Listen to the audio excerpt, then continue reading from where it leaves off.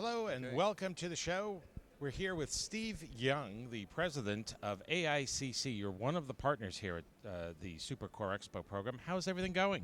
Oh, it's going great so far. This is our third day. We've had upwards of 3,000 people through the show already, and we have another day tomorrow. So I think by the time we get through this week, between free registration and conference attendees, we'll be well over 5,000 people. Excellent. Yeah. Well, that's showing growth, and Yeah. some of this is actually happening with the emerging leaders, and you've actually got a formal program about that, the Emerging Leaders Program. Yes, both AICC and TAPI have emerging leader style programs. We call ours emerging leaders. TAPI's is the young professionals. But the important thing about this is, you know, you and I have a little bit of gray hair, and it's good to see, especially in a show like this, and with the number of people, so many young faces. Yeah.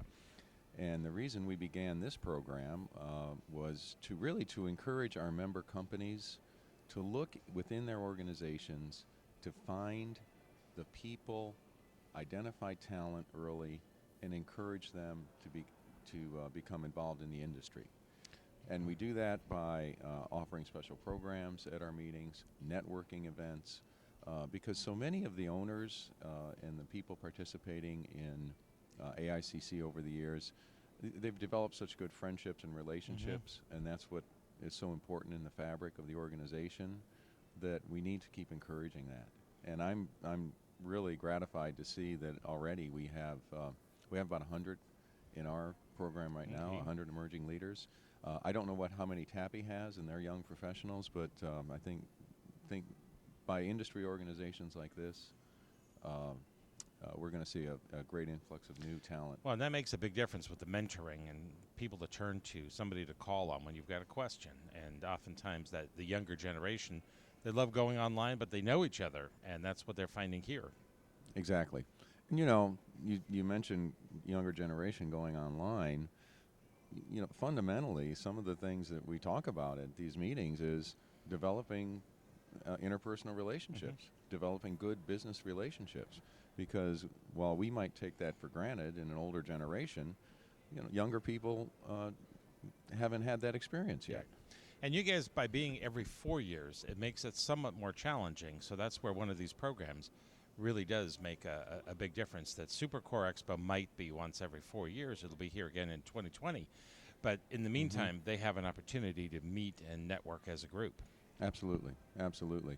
And as far as the emerging leaders are concerned in this show, this is really, for many of them, the first kind of show like this that they've seen.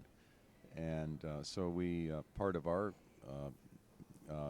meeting the other day was to actually take them down onto the floor and do some tours of some of the stands. Teach them what's going on. Teach them the new technology that's out there, but also give them tips on how to make the most out of their show. Excellent idea, and it really does work. Now, speaking of what's on the floor, we're seeing digitalization. I mean, we're seeing digital printing, things like that really stepping up in the last couple of years. What are you seeing out there? The same. The Drupa show earlier this year in Germany, that was the very hot topic, was digital. And I think you see here that many of these companies are putting their digital solutions out on the front line, and that's really gaining a lot of interest. By the same token, you also see a lot of conventional, higher speed, quicker setup, flexographic presses down on that things floor, like that, with less waste, etc. Because that's not going away. It's getting faster, it's getting more efficient, but I don't think that technology is going to go away. Digital is another solution, especially for this custom industry that we have. It's another solution for the customer. And I think that the challenge and the opportunity for the box industry is to find out what those are in your market, in their market. Where's the best digital print solution? Is it a specific quantity? Is it a certain graphics? Is it a custom box that digital will allow? So it's really an exciting time. So future trends here, opportunities coming up.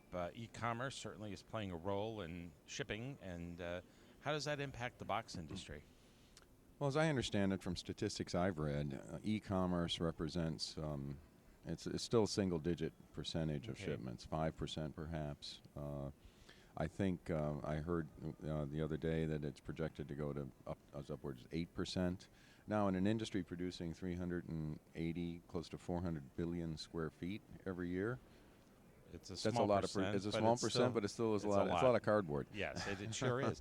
But you also have a very, very robust recycling program within the industry, so that these are natural resources coming back into play. Oh, yeah, exactly. But if we listen to Ron Sassine, who spoke on our program yesterday, the the whole e-commerce shipping solution, while it does involve fiber-based packaging like corrugated, there are a lot of other options, plastic.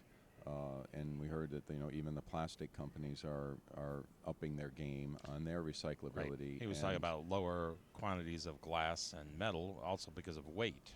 Yes, exactly. No. Exactly. Okay. Well, we appreciate you joining us here today, and thank you for being with us here Great. at Supercore Expo. Thanks. It's a pleasure.